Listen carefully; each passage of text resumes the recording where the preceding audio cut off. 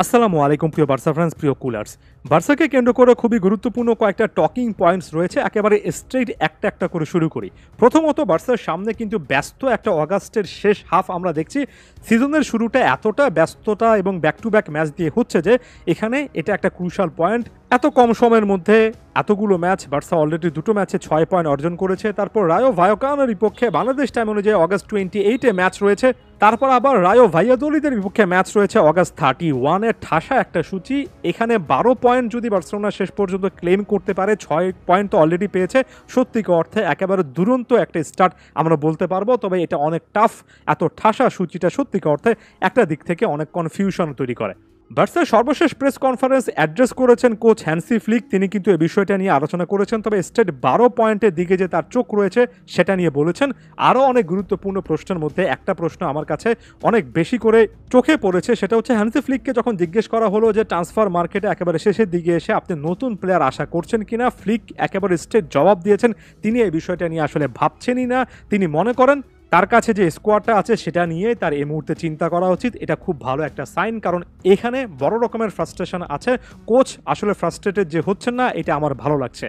দানি ওলমোকে কেন্দ্র করে একটা বড় রকমের হতাশা কাজ করছিল, কারণ দানি ওলমোকে বার্সেলোনা এত বিশাল পরিমাণে অ্যামাউন্ট দিয়ে সাইন করার পরও রেজিস্টার করতে পারছিল না। তবে আসার কথা হচ্ছে বার্সা বেশ কয়েকটা ট্রান্সফার অপারেশন কিংবা অফলোড অপারেশনের পরে শেষ পর্যন্ত এই প্লেয়ারটাকে রেজিস্টার করতে পেরেছে বলে এমন ধরনের একটা খবরের কথা বলা হচ্ছে। এবং রায়ো ভায়োকানোর বিপক্ষে এই ম্যাচের মাধ্যমে কিন্তু দানি ওলমো রেজিস্টার্ড হয়ে যাওয়ার পরে বার্সার জার্সিতে অভিষিক্ত হয়ে যেতে পারেন এবং সেটার জন্যই কিন্তু কুলাররা অপেক্ষা করবে। এখানে বেশ কয়েকটা অপারেশন বলতে বোঝাচ্ছি, যেমন ভিটোর রকিকে পাঠানো হয়েছে রিয়াল বেতিসের কাছে লোনে। অন্যদিকে ক্লেমো লংলে যোগ দিয়েছেন অ্যাথলেটিকো মাদ্রিদে এবং এর পাশাপাশি আরও কয়েকটা কিন্তু ট্রান্সফার মুভের কথা বলা হচ্ছে। এবং স্যালারিতে যে একটা পরিবর্তন হয়েছে, স্যালারি ক্যাপের নীতিমালা মেনে দানি ওলমোর এবার কিন্তু বার্সার জার্সিতে খেলতে পারার কথা।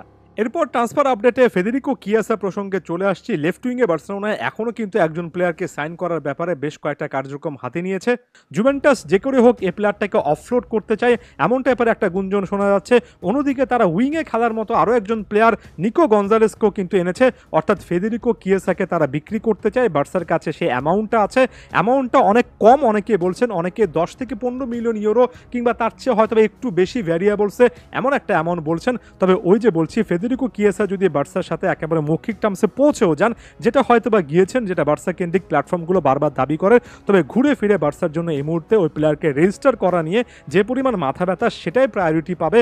অর্থাৎ কিয়াসার ডিলটা বার্সেলোনা শেষের দিকে এসে ফাইনালাইজ করতে পারলেও এই মুহূর্তে এসে সেটা প্রায়র কনসার্ন না। প্রায়র কনসার্ন হচ্ছে বাকি প্লেয়ারদেরকে অফলোড করে শেষ পর্যন্ত সেখানে নতুন প্লেয়ারদেরকে রেজিস্টার করা, এবং সেটা করতে গিয়ে কিন্তু বার্সাকে গলদঘর্ম হতে হয়েছে, যেটা আমরা দানি ওলমো কেসের ক্ষেত্রেও দেখলাম। তাই ফেদেরিকো কিয়াসা থেকে শুরু করে আরও একাধিক প্লেয়ারকে কেন্দ্র করে আলোচনাটা চলতে পারে। তবে বার্সা আসলে প্লেয়ারদের কিনতে পারলেও রেজিস্টার প্রসেসটা আসলে স্মুথলি হবে কিনা, যেটা ওলমোর ক্ষেত্রে হয়নি, সেটা এই মুহূর্তে সবচেয়ে বড় চিন্তার ব্যাপার। আদিওস ভিস্কা এল বার্সা।